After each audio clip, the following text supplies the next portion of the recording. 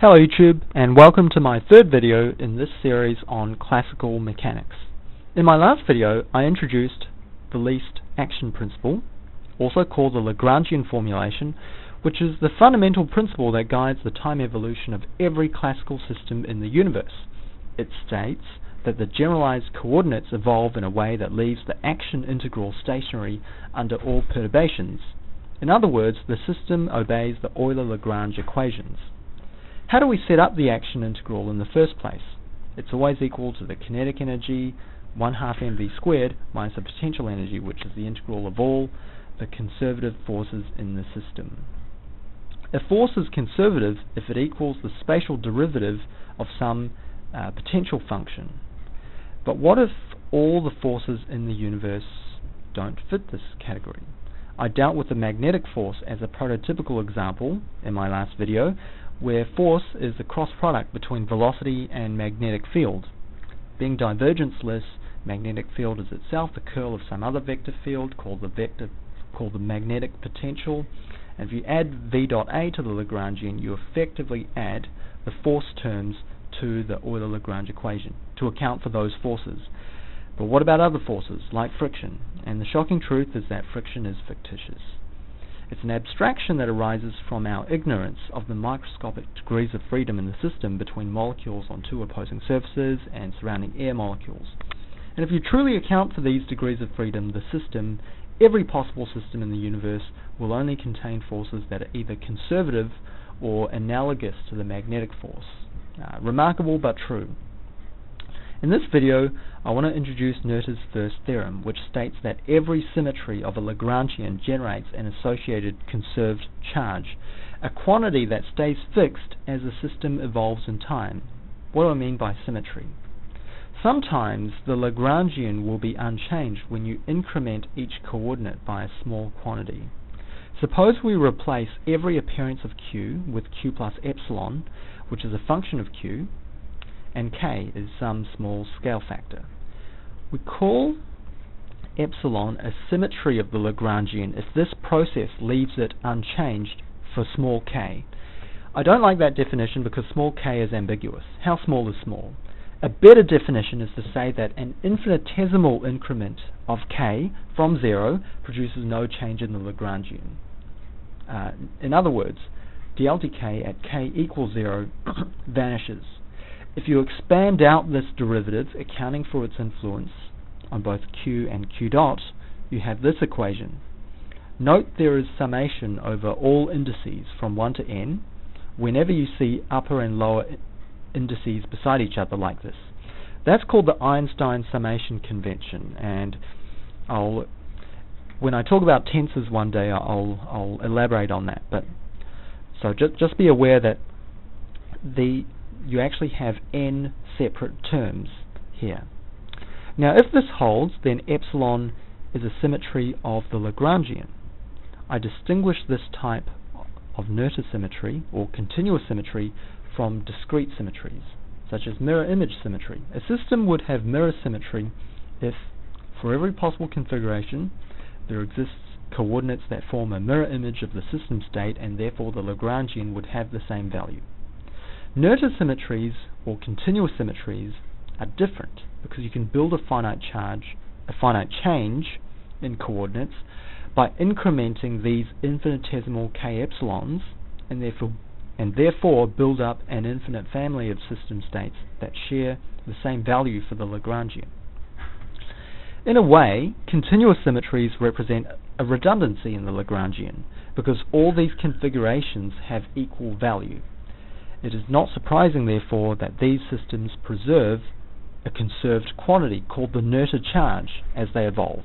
It's not hard to prove that this quantity, epsilon dl dq dot, doesn't change as the system evolves. So the Einstein summation convention gives us n terms, and we expand out each derivative, remembering that the system is evolving on shell, meaning it follows the Euler-Lagrange equations of motion. The time derivative of dl dq dot is dl dq. So there you have it.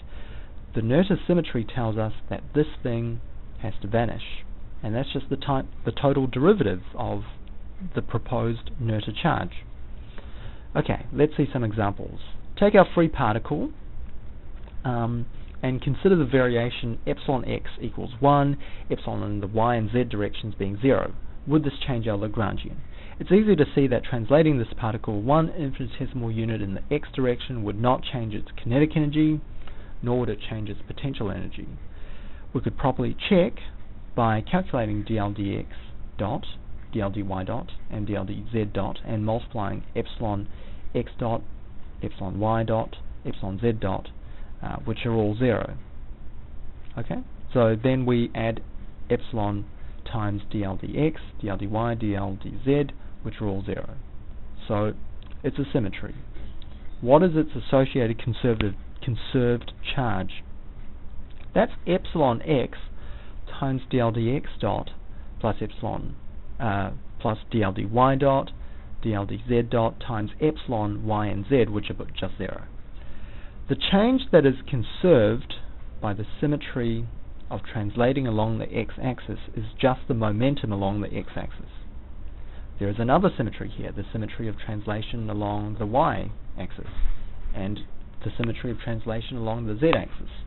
And if you follow the same reasoning, you get conservation of momentum along the y and z axes respectively. Compare that against the simple harmonic oscillator, where the particle exists inside a quadratic potential well. In this case, infinitesimal translation to the left or right would alter potential energy and therefore change the Lagrangian. Unlike the free particle, there is no conservation of momentum in the simple harmonic oscillator. In fact, the spring transmits the momentum to the surroundings. If you want to preserve the Lagrangian, you would have to move not only the object, but also the spring and the wall. And we can demonstrate this with a system containing two masses connected by a spring. As usual, the Lagrangian equals kinetic minus potential. In this system, unlike the earlier simple harmonic oscillator, you can make a change in x1 and a change in x2, which will keep both the kinetic and potential terms constant. And if you want, you can formally check that the Lagrangian is invariant under such a translation by calculating dl dx1 and dl dx2 and multiplying by 1 and 1, and seeing that these terms cancel, while dl dx1 and x2 dot get multiplied to 0. This Noether charge is the dot product between the symmetry and the conjugate momentum, and it's just little m times x1 dot and big M times x2 dot. So in high school you called this the total momentum, and you learnt that momentum is conserved in an isolated system. The Noether theorem is a fundamental reason why linear momentum is conserved. Linear momentum is defined as the Noether symmetry arising from spatial translation invariance. But empty space is homogeneous.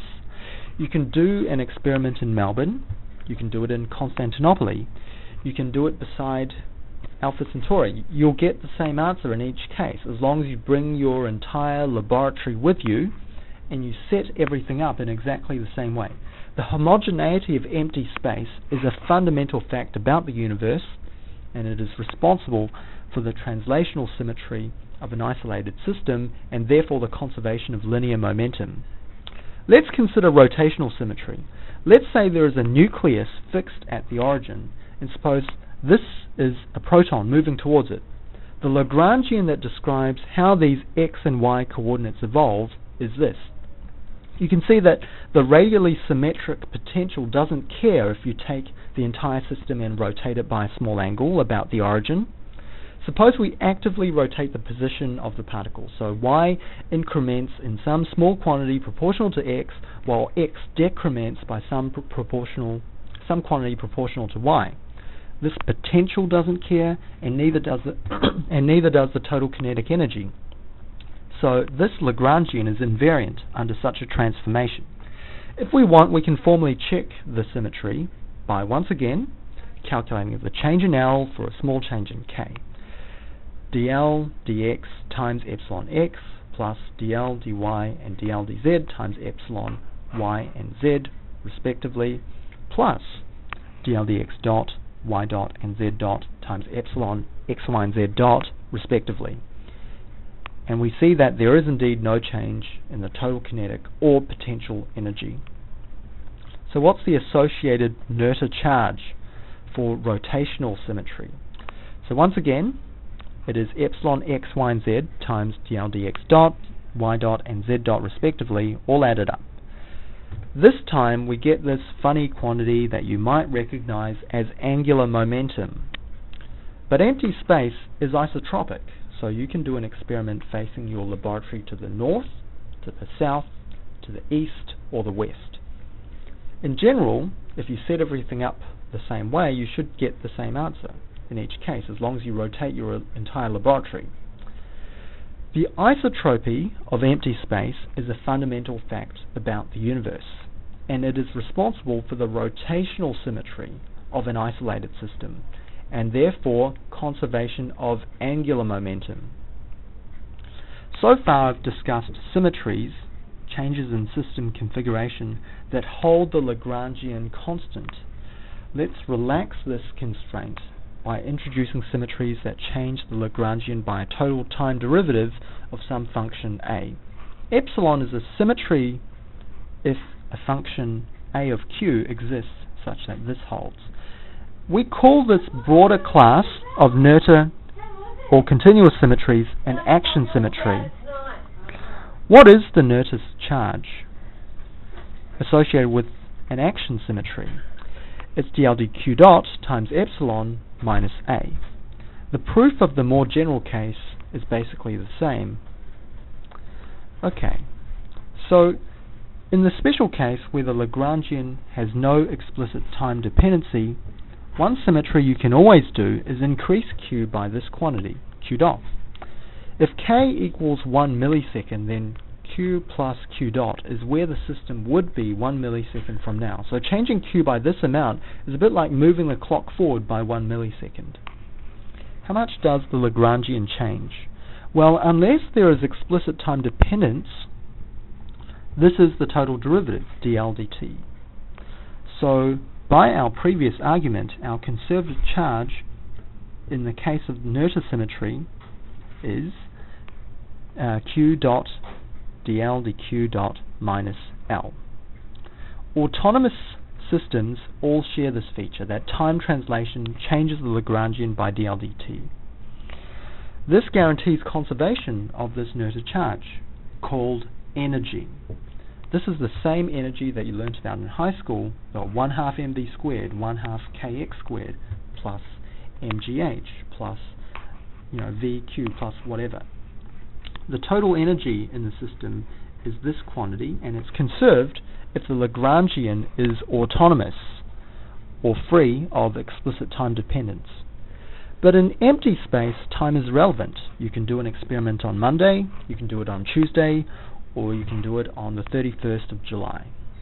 You get the same answer in each case, as long as you're in the same laboratory and you set everything up in exactly the same way. The homogeneity of time, or time translation invariance, is a fundamental fact about the universe, and it's responsible for the conservation of energy. So let's summarize our findings here. These space-time symmetries concern the rotation or movement of a system through space and time. They're called external symmetries. All other symmetries are called internal symmetries. And we're going to see some of these when we talk about quantum field theory. The quantum electrodynamic Lagrangian remains invariant under phase shift of the electron wave function. This guarantees that particle number, that's electron minus positron number, remains conserved. But that's another story for another day.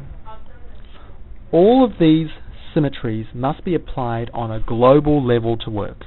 If you only translated part of the system, or translated it during part of the time period, the Lagrangian would change.